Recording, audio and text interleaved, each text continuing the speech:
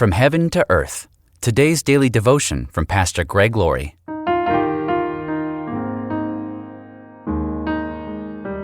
Our scripture reading today is from Matthew chapter 28, verse 20.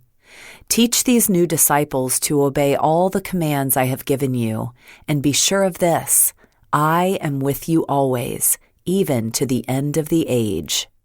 When we think of the first Christmas, we think of the birth of Jesus, and technically it was.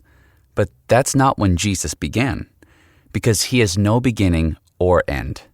He is Alpha and Omega, the beginning and the end, the first and the last. And beside him, there is no other God. However, there was a moment when God decided to descend from heaven to earth and be born in a manger as a helpless little infant. Isaiah 9:6 sums it up perfectly. For a child is born to us, a son is given to us. The government will rest on his shoulders, and he will be called Wonderful Counselor, Mighty God, Everlasting Father, Prince of Peace. From our perspective on earth, a child was born. From the Father's perspective in heaven, a son was given. Notice this verse goes on to give us these names for Jesus: Wonderful Counselor, Mighty God, Everlasting Father, Prince of Peace. Jesus is God, and God became a man. We call the birth of Christ the Incarnation, but there were pre-incarnate appearances of Jesus in the Old Testament. On one occasion, someone said to Jesus, "Are you greater than our father Abraham? He died, and so did the prophets. Who do you think you are?" Jesus answered, "Your father Abraham rejoiced as he looked forward to my coming. He saw it and was glad." Then he added, "I tell you the truth. Before Abraham was even born, I am." Then there was Jesus' appearance to two disciples on the Emmaus Road after his resurrection. Jesus joined their conversation.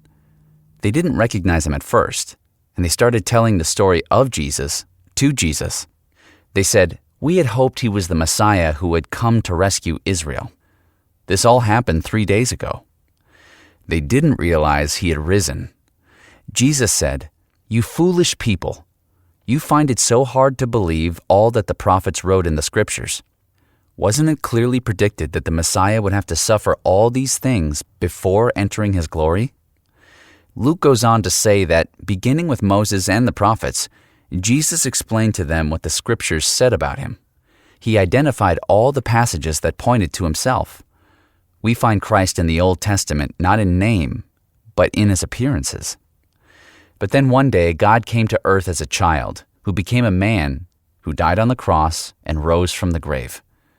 He always has been there, and he will be there to the very end.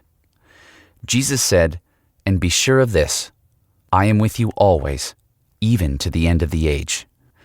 The holidays are coming upon us in full force, and retailers can't wait for you to spend your money.